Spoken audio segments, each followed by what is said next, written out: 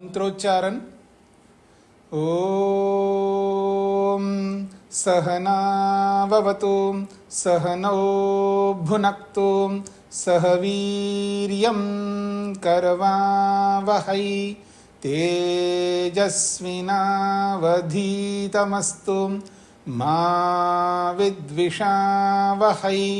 ओम शांति शांति शांति।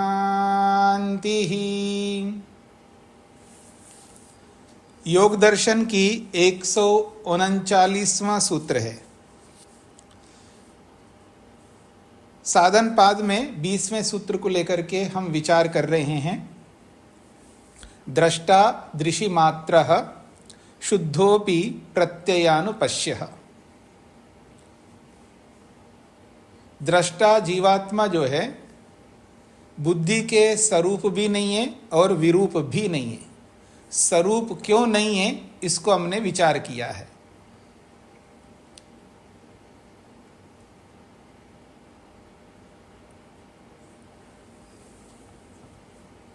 बुद्धि के समान आत्मा नहीं है। क्यों नहीं है उसको स्पष्ट कर दिया है। अब आत्मा के स्वरूप को बताया जा रहा है दूसरे अनुच्छेद में। सदा ज्ञात विषयत्वं तु पुरुषस्य अपरिणामित्वं परिदीपयति।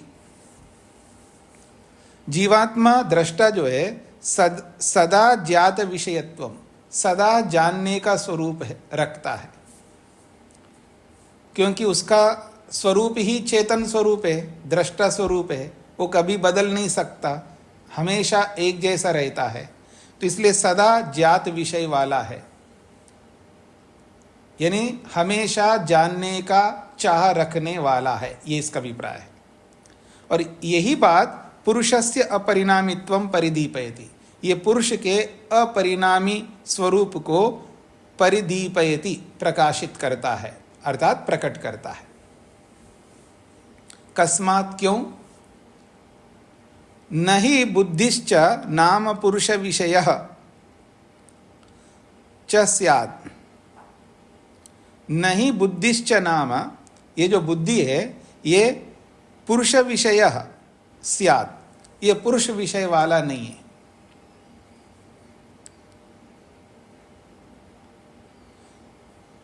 अगृहीता गृहीता च इति सिद्धम। इसलिए ये जो बुद्धि है, मन है, वो कभी गृहीता, कभी पुरुष को जानता है और कभी नहीं जानता है। कभी ग्रहीता बनता है, कभी ग्रहीता नहीं बनता है। इति, इससे सिद्धम, ये सिद्ध होता है पुरुषस्य सदा ज्ञात विषयत्व। पुरुष तो सदा जानने वाला है। इसको ऐसा भी आप समझ सकते हैं, मन जो है कभी जानता है कभी नहीं जानता है, क्योंकि वो परिवर्तनशील है। पर आत्मा तो सदा मन को जानता है।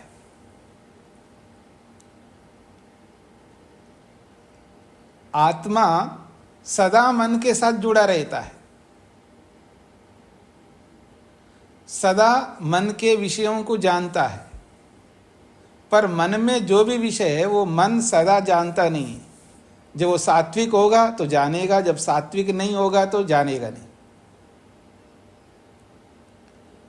ये मोटे तौर पर बताया जा रहा है। जैसे मैंने कल उदाहरण दिया था, गाड़ी जो है अच्छी चलती है, कभी अच्छी नहीं चलती है, कभी चलती है कभी नहीं चलती है, कभी ब्रेक लगता है तो कभी नहीं लगता है, कभी आरन बजता है तो कभी नहीं बजता है। क्यों? वो परिणामी है, बदलते रहते हैं, पुराने हो जाते हैं, टूट फूट जाते हैं, काम नहीं करते हैं, क्योंकि वो परिणामी है, बदलने वाले हैं। तो जैसे गाड़ी के लिए ले लीजिएगा, मकान, कोई भी जड़ वस्तु ले लीजिएगा, वो सभी परिणामी है, बदलते रहते हैं। पर जीवात्मा नहीं बदलता है, सदा एक जैसा रहता है। इससे यह सिद्ध होता है कि पुरुषस्य सदा ज्ञात विषयत्वम सिद्धम। पुरुष की सदा ज्ञात विषयता की सिद्ध होती है। ततश्च अपरिणामित्वमिति, और इससे ये भी पता लगता है आत्मा अपरिणामी है। सदा एक जैसा रहता है। किंच, और भी एक बात कहना चाहते हैं, परार्था बुद्धि संहत्यकारित्वात् स्वार्था पुरुषा इति। दोनों में अंतर बताया जा रहा है, बुद्धि में और आत्मा में, या यूं कहूं मन में और आत्मा में अंतर, बहुत विशेष अंतर बताया जा रहा है। परार्था बुद्धि, मन जो है परार्थ होता है। इसके विषय में हमने पीछे भी समझा था, प्रथम पाद में, पहले पाद में। परार्थ का अर्थ होता है दूसरे के लिए, पर का अर्थ होता है दूसरा, और अर्थ शब्द आया है के लिए। परार्थ का मतलब है दूसरे के लिए। मन दूसरे के लिए होता है, स्वयं के लिए नहीं होता है। और पुरुषः, पुरुष कैसा? स्वार्थ, अपने लिए होता है। और ये मनोरूपी बुद्धि दूसरे के लिए क्यों होता है? तो उत्तर दिया है संहत्यकारित्वात्। संहत्यकारित्वात् का मतलब है अनेक अवयव मिलकर के बने हुए होने के कारण से। जो अनेक अवयवों से मिलकर बना हुआ पदार्थ होता है वो दूसरे के लिए होता है।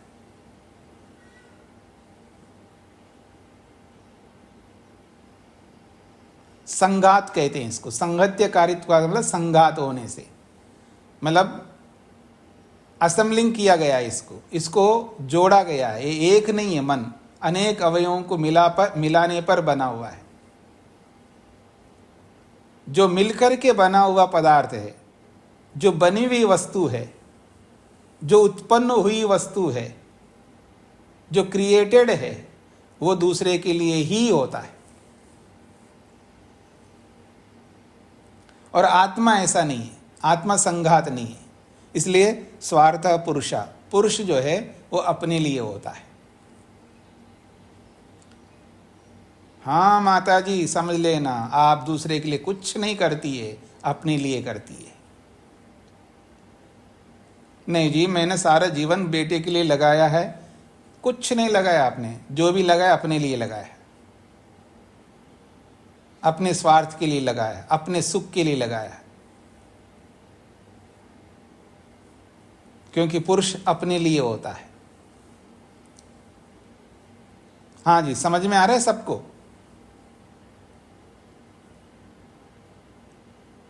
समझने का प्रयत्न करना। आत्मा स्वयं के लिए होता है।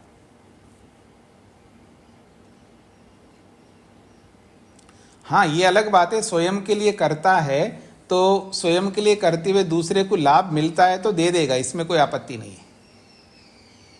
पर ये नहीं कह सकते मैं केवल दूसरे के लिए करती हूँ, माँ कहे या पिता कहे या गुरु कहे, हाँ जी मैं आपके लिए पढ़ा रहा हूँ, तो भूल जाना मैं आपके लिए बिल्कुल नहीं पढ़ा रहा हूँ, अपने लिए पढ़ा रहा हूँ। और आप पढ़ करके मेरा कोई एहसान नहीं कर रहे हैं, आप अपने लिए पढ़ रहे हो। आप अपने लिए पढ़ रहे हो, मैं अपने लिए पढ़ा रहा हूँ। दोनों स्वार्थ। स्वार्थः पुरुषः, अपने लिए होता है पुरुष। सब अपने अपने लिए करते हैं, कोई किसी के लिए नहीं करता। जो अपने लिए करते हैं उससे दूसरे को लाभ मिलता है तो उसको कोई आपत्ति नहीं है।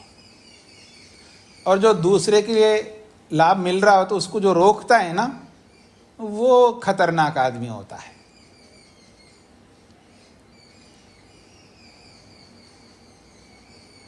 जिसको लोक में कहते हैं बहुत अत्यंत स्वार्थी है।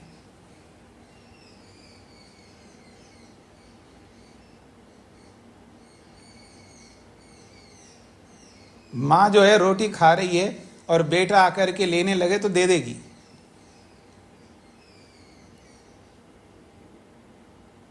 जो अत्यंत स्वार्थी होता है, अगर उसके पास जाकर के बैठे रहो तो भी नहीं देगा वो। पर वो दे करके भी सुख ले रही है और वो ना लेकर के सुख ले रहा है। अंतर इतना सा है, दोनों सुख ले रहे। इसलिए पुरुष आत्मा अपने लिए होता है और जो संघात होता है, जो क्रिएटेड होता है, जो बना हुआ होता है, वो दूसरे के लिए होता है। ये बात कही गई यहां पर। अगली बात, तथा सर्वार्थ अध्यवसायकत्वात् त्रिगुण बुद्धि त्रिगुणत्वात् अचेतना इति। बहुत महत्वपूर्ण बात कही जा रही है। तथा कहकर के कहा जा रहा है सर्वार्थ अध्यवसायकत्वात्।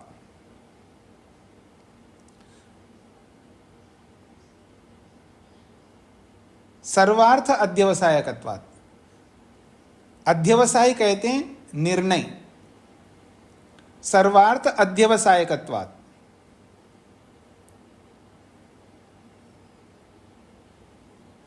सर्वार्थ का मतलब है जो पीछे हम पढ़ करके आए ना, सत्व का क्या स्वभाव है जी? शांत स्वभाव है। रज का क्या स्वभाव है? तिल मिलाने का स्वभाव है, घोर स्वभाव है। और तम का क्या स्वभाव है?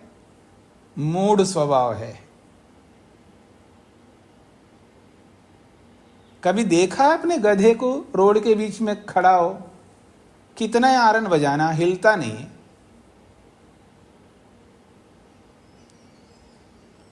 जबरदस्ती धक्का दे करके हिलाओगे, हटाओगे तो हटेगा, नहीं तो नहीं हटेगा। ये क्या? मूढ़ स्वभाव है। तो कह रहे हैं सर्वार्थ अध्यवसायत्वात्, सर्वार्थ अध्यवसायकत्वात्, सभी अर्थों को यानी तीनों गुणों के सभी प्रयोजनों का निर्णय होता है वहां पर, यानी तीनों विद्यमान होते हैं। शांत स्वभाव भी रहता है, घोर स्वभाव भी रहता है, मूढ़ स्वभाव भी रहता है। तीनों का निश्चय कराने वाला मन होता है। अर्थात मन शांति को भी देता है, उद्विग्नता को भी देता है और मूढ़त्व को भी देता है। तीनों को देता है। ऐसा मत समझना है कि मन केवल आपको शांति देगा, तीनों को देता है, क्योंकि उसमें तीनों हैं। तो कह रहे हैं सर्वार्था, सभी उसके जितने भी स्वभाव है, तीनों स्वभावों का अध्यवसाय, निर्णय कराने वाली बुद्धि होती है। इसलिए त्रिगुणा बुद्धि, तीन गुणों वाली है, अर्थात तीन स्वरूपों वाली बुद्धि है, तीन स्वभावों वाली बुद्धि है। त्रिगुणत्वात् अचेतना इति, और तीन गुणों वाला या तीन गुणों वाली बुद्धि होने से अचेतन है। तीन भिन्न भिन्न स्वरूपों वाला है ये मन, याद रखना। एक ही स्वरूप वाला नहीं, तीन स्वरूपों वाला है मन। हाँ, ये अलग बात है, उसमें शांत स्वरूप ज़्यादा है, सबसे ज़्यादा है, उससे कम घोर स्वरूप है, उससे भी कम मूढ़ स्वरूप है। हाँ जी, आप कोई बताएंगे आप कब तक मूढ़ रहते हो? आप थोड़ी देर के लिए रहते हो। कब तक गुस्से में रहते हो? पूरे दिन में 2, 4, 5, 10 बार रहते हो। बाकी समय में कैसे रहते हो? वाह, क्या कहना, देवता है, देवता ये।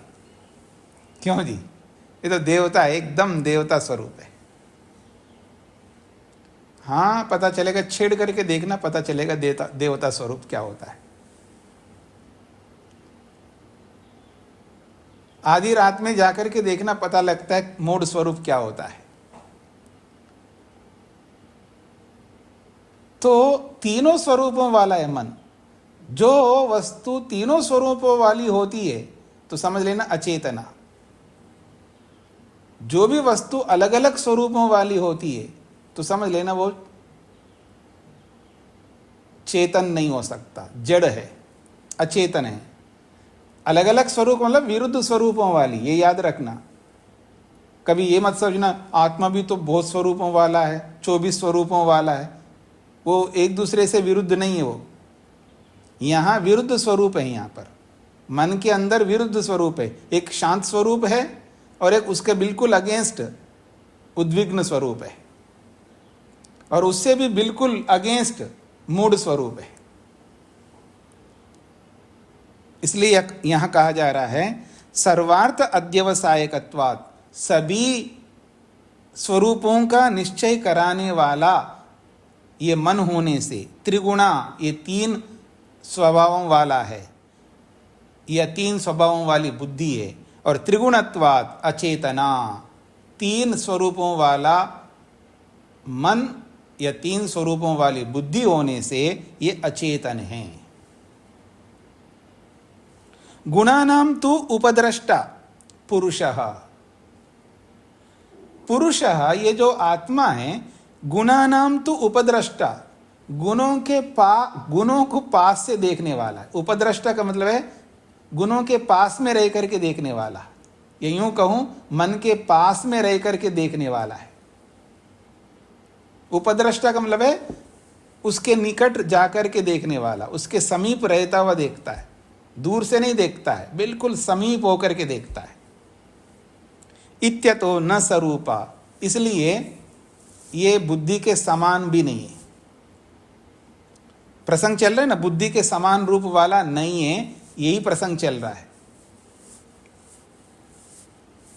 ये अंतर है सारा।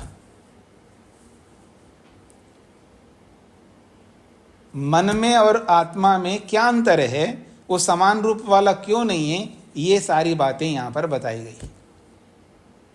अब आप में से पूछिएगा, जो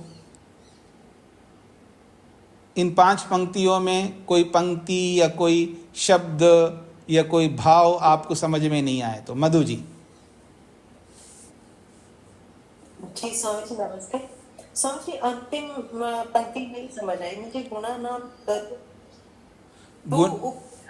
पुरुष इत्यतो न स्वरूपः। हाँ, तो ये बुद्धि के समान रूप वाला नहीं है, यही प्रसंग चल रहा है। बुद्धि के समान रूप वाला नहीं है ये पुरुष, ये प्रसंग चल रहा है। तो कह रहे हैं गुणानाम तु उपद्रष्टा, गुणों को समीपता से देखने वाला है।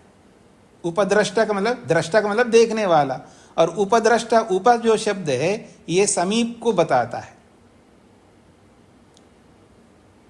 तो गुणों को केवल सत्वरस्तम गुणों को मूल प्रकृति को तो देख नहीं सकता।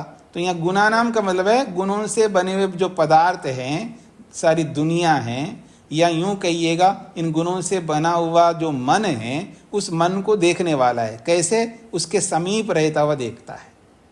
ये इसका अभिप्राय है। ओके, धन्यवाद स्वामी जी। मुझे ये समझ नहीं आया था कि ये स्वरूप आत्मा का बताया जा रहा है या मन का। दोनों का बताया जा रहा है ना इस प्रसंग में। समान क्यों नहीं है, इस बात को लेकर के मन को और आत्मा को बताया जा रहा है। जी स्वामी जी धन्यवाद। जी जी जी। हाँ जी, रामचरण जी। नमस्ते स्वामी जी। जी। मैं एक शंका थी स्वामी जी, तो आपसे प्रार्थना है कि आप उस शंका को दूर करें। कल आपने फरमाया था कि ये आत्मा तो हमेशा इंद्रियों से जुड़ा रहता है और मन हमेशा नहीं जुड़ा रहता जी। तो शंका ये हो रही स्वामी जी कि चूंकि आत्मा मन के माध्यम से तो देखता है ना, दृष्टा बन करके। जी जी। तो फिर ये कैसे जुड़ा रहेगा इंद्रियों से स्वामी जी?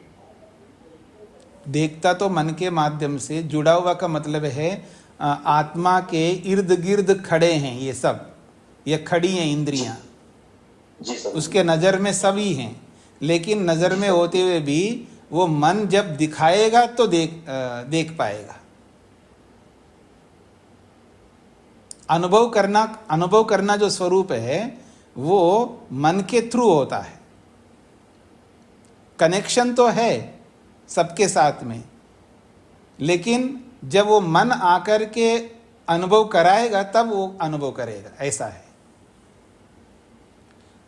18 तत्व हैं हमारे पास में सूक्ष्म शरीर में। मन है, अहंकार है, बुद्धि है, और ज्ञानेंद्रियां हैं, कर्मेंद्रियां हैं, ये सब है, सब आत्मा के साथ जुड़े हुए हैं। लेकिन जब मन अनुभव कराएगा इन सब का, तभी अनुभव करता है। ये इसका अभिप्राय है। शकुंतला जी।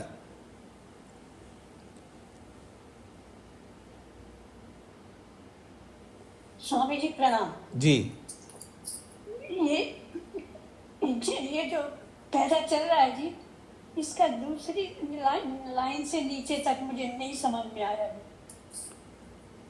हाँ जी, तो कह रहे हैं कस्मात ये जीवात्मा दृष्टा सदा ज्ञात विषय वाला क्यों है और अपरिणामी क्यों है, उसको बताया जा रहा है। नहीं बुद्धिश्च नाम पुरुष विषय च स्यात्। ये जो बुद्धि है, ये बुद्धि पुरुष विषय वाला नहीं है, यानी सदा पुरुष को जानने वाला नहीं है। जी। अग्रहिता गृहीता च इति। कभी देखता है, ग्रह माइक बंद करके रखिएगा, कभी पुरुष को अनुभव करता है और कभी पुरुष को अनुभव नहीं करता है। अगृहीता का मतलब है कभी पुरुष को ग्रहण नहीं करता अर्थात अनुभव नहीं करता, और कभी गृहीता कभी ग्रहण करता अर्थात कभी अनुभव करता है। इति इसीलिए सिद्धम ये सिद्ध होता है पुरुषस्य सदा ज्ञात विषयत्वम, पुरुष की सदा ज्ञात विषयता सिद्ध होती है, यानी पुरुष सदा जानने वाला सिद्ध होता है।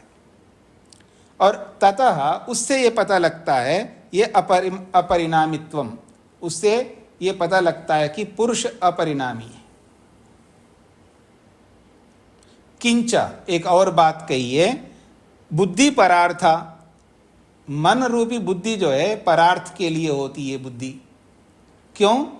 संहत्य कारित्वात्, अनेक अवयवों को मिलाने पर अलग अलग प्रकार के सत्व रज तम रूपी अलग अलग अवयवों को मिलाने पर यह बुद्धि बनती है। और जो इस तरह मिलाकर के जो वस्तु बनती है वो दूसरे के लिए ही होती है, पर स्वार्थ पुरुष और जीवात्मा अपने लिए होता है। तथा एक और बात, सर्वार्थ अध्यवसायकत्वात्, सर्व का मतलब है सभी स्वभाव, मन के जितने स्वभाव है, 3 स्वभाव है, शांत घोर और मूढ़, तो सभी स्वभावों को सभी स्वभावों का निर्णय कराने वाली बुद्धि है। यह निर्णय कराने वाला मन है, कभी शांत का भी अनुभव कराने वाला है, कभी मूढ़ का भी अनुभव कराने वाला है मन, कभी घोर का भी अनुभव कराने वाला है। इसलिए त्रिगुणा बुद्धि, इसलिए 3 गुणों वाली बुद्धि है, इसलिए तीनों स्वरूपों वाली बुद्धि है। और त्रिगुण वाले होने से, 3 गुणों वाली बुद्धि होने के कारण से अचेतन है। चेतन ऐसा नहीं होता है, चेतन तो एक ही स्वरूप वाला है। क्या स्वरूप है जी? दृश्य मात्र, केवल देखने के स्वरूप वाला है। और ये आत्मा कैसा अनुभव करता है? गुणानाम तु उपद्रष्टा, ये सत्वर स्तंभ से बने हुए जो भी पदार्थ है उन सब पदार्थों को मन में निकटता से देखने वाला है। इसलिए ये पुरुष जो है इत्यतः, इसी कारण से न स्वरूपः पुरुषः, ये मन के समान रूप वाला नहीं है, भिन्न रूप वाला है, ये बोला है। माता जी समझ में आ गया? माइक खोलेंगे तभी तो मेरे को सुनाई देगा ना माता जी। स्वामी जी धन्यवाद, बहुत बहुत धन्यवाद आपको जी। हाँ जी, तो आगे बढ़ूं मैं। अस्तु तर्हि विरूपः, अच्छा स्वरूप वाला नहीं है, मन के समान पुरुष नहीं है, तो विरूप वाला हो, बिल्कुल मन से बिल्कुल अलग प्रकार का हो, सर्वथा अलग प्रकार का। अस्तु तर्हि विरूप, विरूप वाला हो, न अत्यंतम विरूपा, बिल्कुल अलग स्वरूप वाला भी नहीं हो सकता। कस्मात, क्यों नहीं हो सकता बिल्कुल अलग स्वरूप वाला? तो कहते हैं शुद्धो अपि असौ प्रत्ययानुपश्य यतः, यतः क्योंकि वो जीवात्मा शुद्ध होता हुआ भी प्रत्ययानुपश्य, जो मन में आता है उसको देखने वाला होता है। जब जो मन में आता है उसको देखने वाला होता है, तो मन में आए को देखता हुआ वो अपने आप को मन से अलग नहीं कर पाता, इसलिए बिल्कुल अलग स्वरूप वाला नहीं कह सकते, अपने आप को मन जैसा अनुभव करता है। तो बिल्कुल अलग कैसे होगा जी?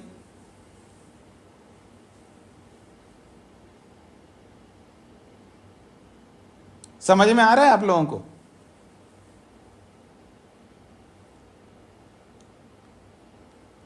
एक मां के 2 बच्चे ट्विंस पैदा हो गए जी, ठीक है, और दोनों का शक्ल सूरत सब एक जैसा है, तो ये अलग अलग कैसे होंगे जी? अत्यंत विरूप तो हो नहीं सकते। हाँ, ये कह सकते हो कि एक लड़का पैदा हुआ है, एक लड़की पैदा, ट्विंस दोनों ऐसे ही पैदा होते हैं कभी कभी, और एक गोरा दिखता है, एक काली दिखती है। ये बिल्कुल अलग अलग है ना दोनों, पर यहां ऐसा नहीं है, दोनों एक जैसे दिख रहे हैं।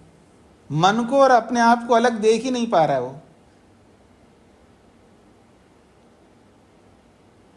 इसलिए बिल्कुल विरूप वाला भी नहीं है, ये कहना चाह रहे हैं। क्लियर हो रहा है? सबको समझ में आ रहा है? अगर ये नहीं समझ में आए तो आप सबको दर्पण के सामने खड़ा करता हूं, फिर देखना दर्पण में अपने को, तो आप क्या समझते हैं? मैं बहुत अच्छा लग रहा हूं। तो कौन? मैं, शरीर या आत्मा? पूछेंगे तो ये बोलेंगे शरीर, लेकिन मानेंगे किसको? अपने आप को। तो शरीर को और आत्मा को अलग नहीं देख रहे, एक जैसा देख रहे। तो आत्मा और शरीर जो है एक जैसे हो गए, नहीं हो गए अब यहां पर, ऐसे समझ लीजिएगा। तो शुद्धो अपि असौ प्रत्ययानुपश्यः यतः, यतः क्योंकि वो शुद्ध होता हुआ भी, वो बिल्कुल निर्लिप्त होता हुआ भी अपने आप को लिप्त अनुभव कर रहा है, अपने आप को मन से अलग नहीं कर पा रहा है, इसलिए अत्यंत विरूप वाला भी नहीं है। यदि अत्यंत विरूप वाला होता तो हम क्या करेंगे? मन को कभी, अपने आप को और मन को अलग कभी मानेंगे नहीं। नहीं नहीं जी, इससे मेरा कोई नाता नहीं है, यही बोलोगे आप। इससे मेरा कोई नाता नहीं है, वो मैं दो एक कैसे हो सकते हैं? वो अलग, मैं अलग हूं। देखो, जो मैं तो वेजिटेरियन है और वो सामने वाला जो है नॉन वेज कर खाता है, नॉन वेजिटेरियन है। हम दोनों एक नहीं हो सकते, एक जैसा हो ही नहीं सकते। वो शराब पीता, मैं नहीं पीता हूँ। वो सिगरेट पीता, मैं नहीं पीता हूँ। उसको कोई धर्म कर्म नहीं है, मेरा धर्म कर्म है जी। हम दोनों एक जैसे हो सकते कैसे? इसलिए हमसे बिल्कुल अत्यंत विरूप है वो, उससे मेरा कोई मतलब नहीं है। पर यहाँ ऐसा नहीं है, दोनों एक जैसा मान रहे, एक ही मान रहे, दोनों को अलग देख ही नहीं पा रहे। इसलिए अत्यंत विरूप भी नहीं है मन से आत्मा, ये कहना चाह रहे हैं। अब तो समझ में आ गया होगा, आगे बढ़ूं। उसी बात को समझा रहे हैं, प्रत्ययानुपश्या को समझा रहे हैं। प्रत्ययम बोद्धम अनुपश्यति, बोद्धम प्रत्ययम। अब यहां प्रत्यय शब्द का अर्थ है ज्ञान। बोद्धम प्रत्ययम, मन में आए हुए ज्ञान को। बोद्धम का मतलब है बुद्धि में आए हुए, बोद्धम का मतलब है बुद्धि में आए हुए। कौन? प्रत्ययम, प्रत्यय को, अर्थात ज्ञान को। बुद्धि में आए हुए प्रत्यय को, ज्ञान को, अनुपश्यति, बाद में देखता है।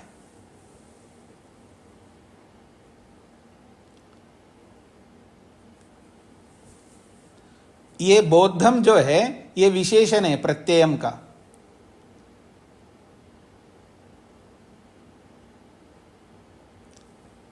कैसा ज्ञान? बुद्धि में रहने वाले ज्ञान को। प्रत्ययम बोद्धम, तो बुद्धि में रहने वाले ज्ञान को। अनुपश्यति, बाद में देखता है। ये पुरुष पहले बुद्धि में आता है, अर्थात पहले मन में ज्ञान आता है और बाद में आत्मा जानता है। अगर मन में नहीं आया तो आत्मा जान ही नहीं सकता। आत्मा के जानने का एक ही माध्यम है मन। इसलिए पहले मन में आता है, तो इसको आप ये कैसे, पहले मन जानता है उसके बाद आत्मा जानता है, ऐसे मोटी भाषा में आप बोल सकते हैं। क्यों जी, ऐसी मोटी भाषा का प्रयोग नहीं करते हैं आप? मेरी आंखें देख रही हैं, नहीं बोलते आप? मेरे कान सुन रहे हैं, ऐसा नहीं बोलते क्या आप? बोलते हैं मेरी आंखें देख रही हैं जी, इसका मतलब आंखें थोड़ा देख सकती हैं। मेरे कान सुन रहे हैं, ध्यान रखना, मेरे कान सुन रहे हैं, तो कान कैसे सुनेंगे जी?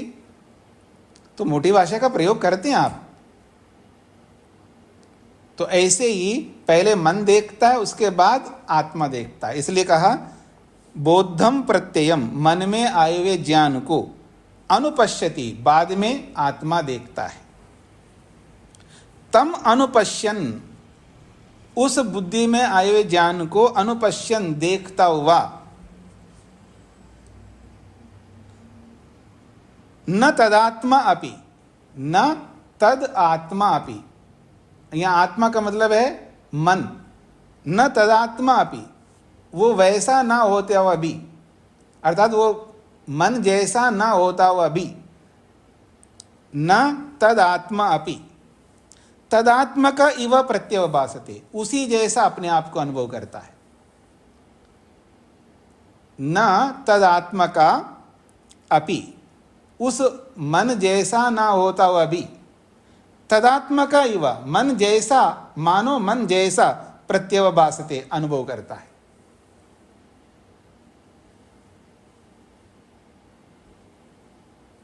ये समझ में आ गया आप लोगों को? जैसे मिरर के सामने खड़े होकर के जब देखते हैं तो शरीर आत्मा नहीं है, शरीर के आत्मा ना होते हुए भी शरीर को ही आत्मा समझते हैं। आत्मा मन ना होते हुए भी मन जैसा समझ रहा है, यहां ये बात कही गई है।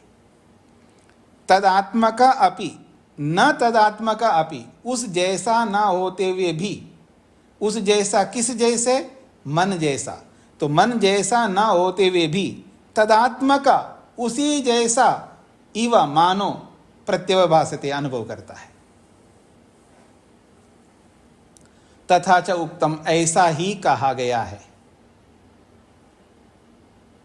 अपरिणामिनी ही भोक्तृशक्ति ही, ये जो भोक्तृशक्ति है अर्थात जीवात्मा, भोगने का स्वरूप रखने वाला, अनुभव करने का स्वरूप रखने वाला, ये अपरिणामिनी,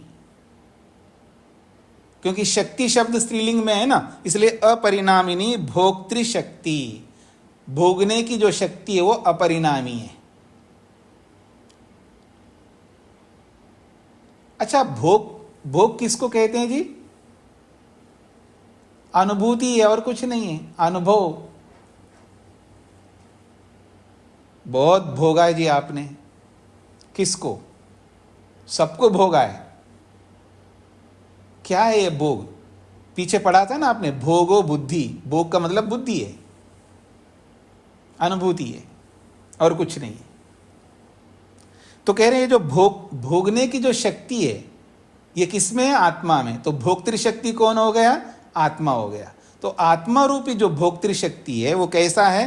अपरिणामिनी, वो अपरिणामी है, न बदलने वाला है।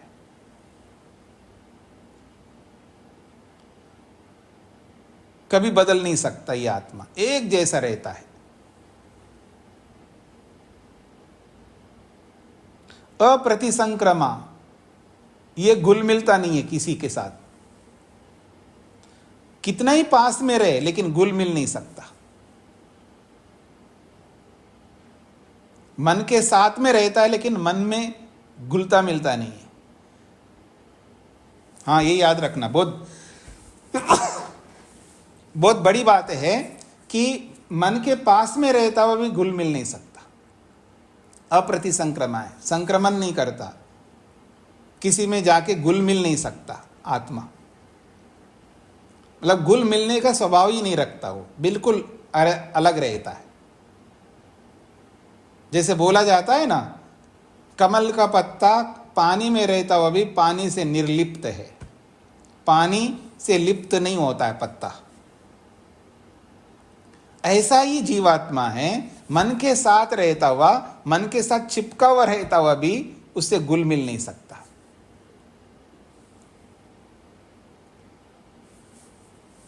तो भोक्तृशक्ति अपरिणामी है, न बदलने वाली है और अप्रतिसंक्रमा है, गुल मिल नहीं सकती है। परिणामिनी अर्थे प्रतिसंक्रांता इव, परिणामिनी अर्थे बदलने वाली अर्थ के साथ जुड़ करके, परिणामिनी अर्थे बदलने वाली बुद्धि के साथ जुड़ करके, प्रतिसंक्रांता इव, मानो, इव का अर्थ है मानो वो गुल मिल गया हो या गुल मिल गई हो, ऐसा प्रतीत होता है। परिणामिनी अर्थे बदलने वाले अर्थ के साथ जुड़ करके, तो बदलने वाली कौन है यहां पर? बुद्धि। तो परिणामिनी अर्थे का मतलब है बदलने वाली बुद्धि के साथ जुड़ करके, प्रतिसंक्रांता इव, मानो गुल मिल गई हो भोक्तृशक्ति।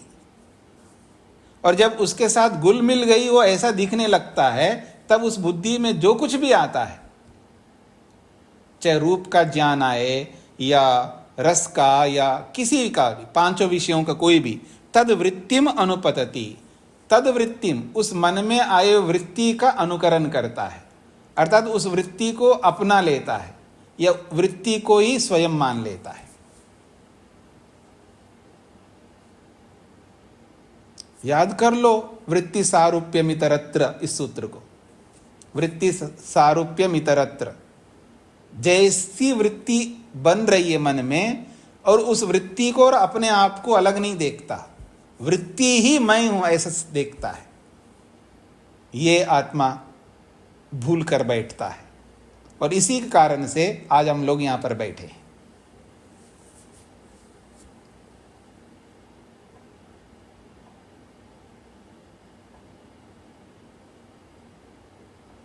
और ये जब अनुभूति होती है, इसी अनुभूति के साथ हम जुड़े हुए हैं। देखो सबका नाम लिया, मेरा ही नाम नहीं लिया, देखना ऐसा क्यों किया है? सोचते रहना, जीवन भर सोचना, उत्तर नहीं मिलेगा आपको, क्योंकि अविद्या से ग्रस्त है।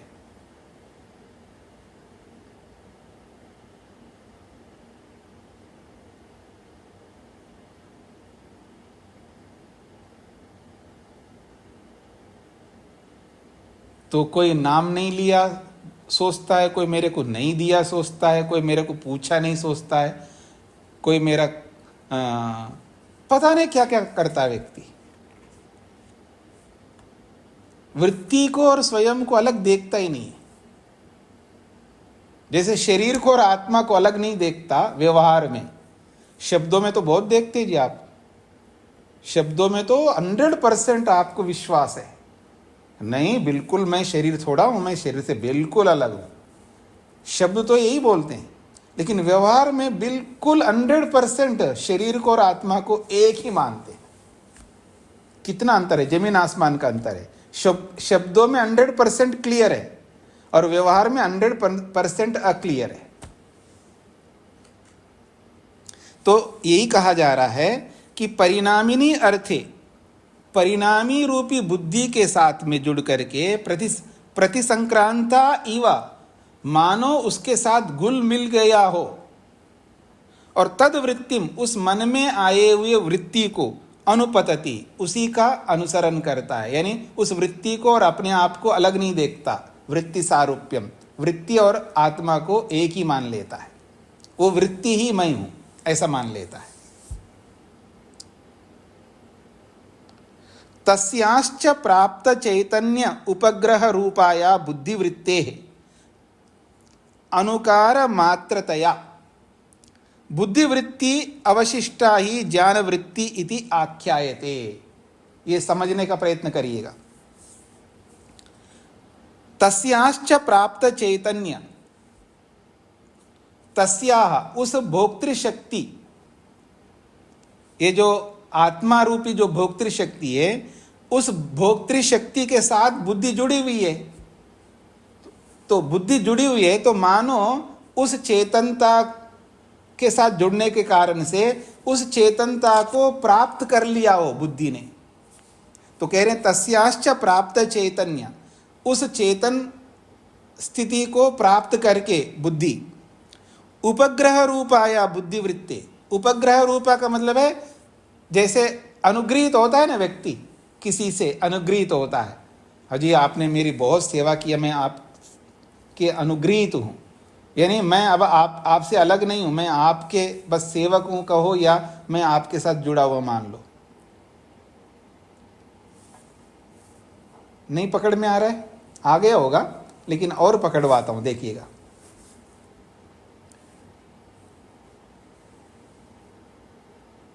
छोटे बच्चे होते हैं ना, छोटे बच्चे क्या बड़े बच्चे भी अंधेरे से डरते, कई लोग अंधेरे से डरते हैं।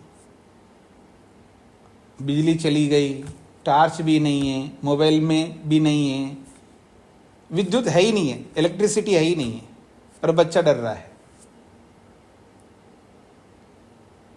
अकेला नहीं जा रहा है। माँ कहती है नहीं मैं चलती हूँ आपके साथ, और जैसे ही माँ का हाथ पकड़ता है ना, एकदम चमक जाता है व्यक्ति, एकदम धैर्य आ जाता है उसके अंदर। तो जब किसी वस्तु के साथ कोई वस्तु जुड़ जाती है तो वो वस्तु भी उसी जैसा बन जाती है। तो यहां पर भी जब बुद्धि यानी मन आत्मा के साथ जुड़ जाता है तो वो आत्मा जैसा बन जाता है, मानो कि उसके अंदर चेतनता आ गई। वही बात यहां पर प्रस्तुत की जा रही है। तस्याश्च प्राप्त चैतन्य उपग्रह रूपाया बुद्धिवृत्ति, तस्याह उस भोक्तृशक्ति के चेतनत्व को प्राप्त करके अनुग्रहित होकर के बुद्धिवृत्ति है, उस बुद्धि में जो भी वृत्ति आ रही है उस वृत्ति का अनुकरण मात्रया, अनुकार मात्रतया, उस वृत्ति के अनुकार यानी उस जैसा होकर के बुद्धिवृत्ति अवशिष्टा, जैसे बुद्धि में वृत्ति होती है उसी के समान आत्मा होकर के उसको ज्ञान वृत्ति, उसको वैसा ही ज्ञान होता है जैसे बुद्धिवृत्ति में होती है, ज्ञान होता है। इसको समझने का प्रयत्न करिएगा, शब्दों को पकड़ लेंगे तो आपको समझ में आ जाएगा। तस्याश्च प्राप्त चैतन्य, उस भोक्तृशक्ति की चेतनता को प्राप्त करके उपग्रह रूपाया, उससे उपकृत होकर के, बुद्धि जो है चेतनता को पा करके उससे उपकृत होकर के बुद्धिवृत्ति है, बुद्धि में आए हुए वृत्ति के अनुकार मात्रतया, उसका अनुकरण करने के कारण से बुद्धिवृत्ति अवशिष्टा, बुद्धि के अंदर आए वृत्ति के समान अपने आप को बना करके जब देखता है आत्मा तो ज्ञान वृत्ति उसको वैसी ही ज्ञान की वृत्ति होती है। मतलब उसको ज्ञान जो होता है वो ज्ञान बुद्धि और अपने आप को अलग करके नहीं होता है, एक करके ही ज्ञान होता है, और वो ज्ञान जो है अविद्या होती है। जैसे शरीर को देख रहा होता है दर्पण में, और शरीर को देख करके शरीर को और आत्मा को अलग नहीं देखता है, तो जब अलग नहीं देखता है तो शरीर ही मैं हूं ऐसा ज्ञान हो रहा होता है। इसको कहते हैं बुद्धि अवशिष्टा। यहां बोला है ना बुद्धि अविशिष्टा, एक होता है विशिष्ट और एक होता है अविशिष्ट, यानी बुद्धि में जैसा ज्ञान हो रहा है उसी के समान ज्ञान हो रहा है उसको। यह है बुद्धि अविशिष्टा ज्ञान वृत्ति, ज्ञान रूपी जो वृत्ति है वो बुद्धि अविशिष्टा यानी बुद्धि के समान हो रही होती उसको। इति आख्यायते, ऐसा ही बोला जाता है।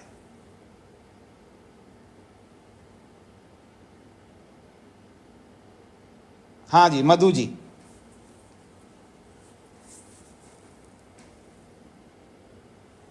जी स्वामी जी नमस्ते। स्वामी जी आपने एक बात तो बहुत ठीक कही कि शरीर और आत्मा को हम एक जैसा अनुभव करते हैं, बहुत प्रयास करते हैं कि आत्मा शाब्दिक रूप से तो हमें लगता है ये अलग अलग है, लेकिन इसको व्यवहार में कैसे लाएं? मतलब योग दर्शन पढ़ रहे हैं तो इसको व्यवहारिकता में तो लाना है ना, तो खाली शाब्दिक ज्ञान होना तो फिजूल है। तो मतलब फिजूल भी नहीं है, वो शाब्दिक ज्ञान होगा तब तो हम उसको व्यवहार में लाएंगे, लेकिन इसका अभ्यास कैसे किया जाए, एक ये प्रश्न मेरे मन में। अभ्यास वैराग्य उत्पन्न करके किया जाता है ना। वैराग्य का आप बताते हैं बार बार कि उसके स्तर होते हैं वैराग्य के। हमें तो ऐसा लगता है हमें बहुत वैराग्य हो गया है, लेकिन पता नहीं अब उसको कैसे टेस्ट किया जाए, कैसे उसे नहीं। जाना जाए कि वैराग्य की क्या स्थिति हो। आपके अभी व्यवहार- भी कोई करता है तो हम रोते हैं। तो आपके व्यवहार से पता लगेगा आपको वैराग्य हुआ या नहीं हुआ है। मुझे तो लगता है मुझ में वैराग्य की स्थिति बहुत अच्छी है, लेकिन नहीं, आपको लगता है ना, आपको इसलिए- लगता है, तो इसलिए मैं बता रहा हूं कि किसी को लगने से नहीं होता, उस व्यवहार से पता लगता है। जब हम व्यवहार करते हैं, एक दूसरे के साथ बैठते उठते हैं, खाते पीते बोलते करते हैं, उसी से पता लगता है कि वैराग्य है या नहीं है। हम अपने आप को कैसे टेस्ट करें? व्यवहार से पता लगेगा ना आपको। आप रोते हैं तो मैं रो रही हूं, तो आपको पता नहीं लगता कि वैराग्यवान रोता नहीं है। लेकिन स्वामी जी, जब कोई मृत्यु होती है तभी रोती हूँ, वैसे नहीं रोती। वो कोई गैर दूर का भी होगा ना, कोई मिनिस्टर भी होगा, उसको मैं नहीं जानती हूँ, पर उसके मरने से भी मैं रो पड़ती हूँ। ऐसा क्यों? बाकी वैसे नहीं होता। घर में कोई आ रहा है जा रहा है, मुझे उससे कोई फर्क नहीं पड़ता। नहीं, ऐसा है कि हर जगह थोड़ा रोता है व्यक्ति, कभी ऐसा होने पर ही तो रोएगा ना। बिना मरे कोई रोता थोड़ा है, मतलब मरने पर ही रोएगा ना। तो जब मरने पर रो रहे हो तो आपको पता है नहीं रोना चाहिए, फिर भी रो रहे हो, इसका मतलब वैराग्य नहीं है। ऐसे समझना होता है अपने आप को। अच्छा, भाई, ठीक है। जब वैराग्य होता है तो वैराग्य क्या है आपको पता है कि कोई मरता नहीं है। जब मरता नहीं है तो फिर उसके मरने पर, अर्थात उसके शरीर से अलग हो, शरीर से अलग होना ही है एक दिन। कारण कोई भी हो सकता है, तो जब शरीर से अलग होना है तो अलग हो गया। तो ये विवेक अगर रखते हैं तो रोना नहीं आएगा, और ये विवेक रखते नहीं इसलिए रोना आ रहा है। एक ओर से कह रहे हैं मेरे को वैराग्य बहुत अच्छा है, और एक ओर से मैं रोती हूँ जब किसी के मरते हुए को देख करके, तो इसका मतलब विवेक नहीं है वहां पर। किसी और में हो सकता है। आपको ऑर्नामेंट्स में राग नहीं हो सकता, बिल्कुल हो सकता है। आपको रिश्तेदारियों में कोई राग नहीं हो सकता है, लेकिन यहां पर राग है इसलिए रो रहे हो। इसको कैसे दूर किया जाए स्वामी जी? अभ्यास करो।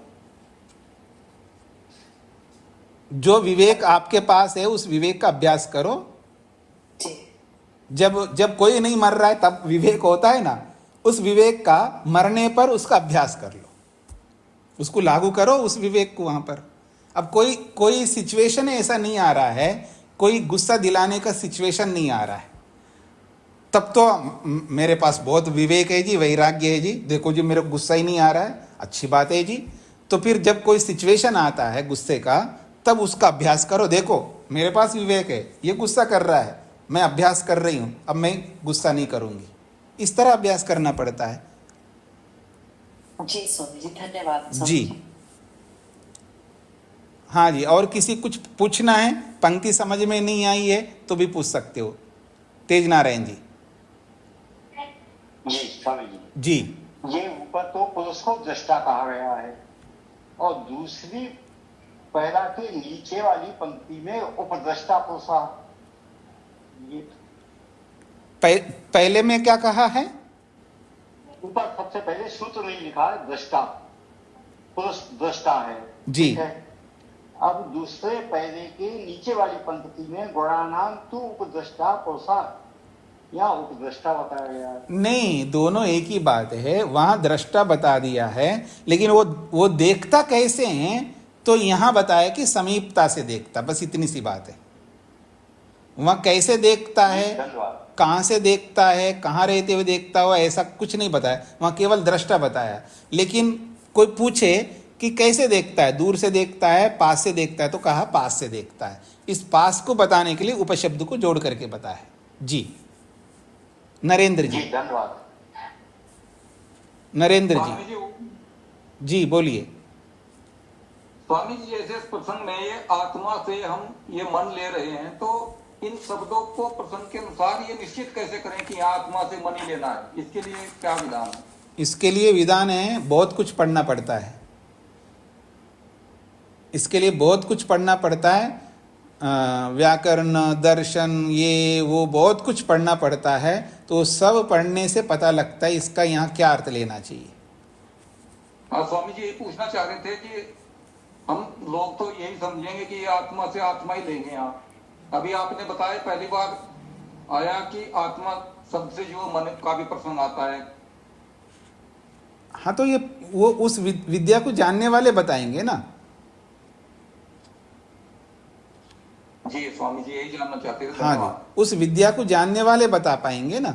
हर कोई जान लेगा तो बिना विद्या के कैसे जान सकता है, क्योंकि जानकारी विद्या से प्राप्त होती है, और उस विद्या को जो नहीं पढ़ा हुआ है वो जान ही नहीं सकता उस शब्द का अर्थ क्या होता है। इसलिए अनेकत्र हम लोग बहुत सारी चीज़ों को लेकर के भी लड़ते रहते हैं, वहाँ जानकारी होती नहीं है, और जानकारी ना होने के कारण से हम लड़ाई ज़्यादा करते रहते हैं। इसलिए जितना अधिक जानकारी प्राप्त करेंगे उतनी लड़ाई कम होती जाएगी हमारी, जी। क्योंकि समझ आता है विद्या से, और विद्या पढ़ने से आती है। तो वो विद्या पढ़ते जाएं और समझदार बनते जाएं, फिर लड़ाई बंद करते जाएं, कम करते जाएं, और एक दिन लाएं कि कोई लड़ाई नहीं कर सकूं। जी जी, धन्यवाद। रामचरण जी को क्या पूछना है? स्वामी नमस्ते। वो आखिरी वाली लाइन उसने एक बार समझा दी स्वामी जी। जी, तस्यास्तु प्राप्ति, ये थोड़ी सी इसमें थोड़ी सी तस्या जो है ये भोक्तृशक्ति का विशेषण है।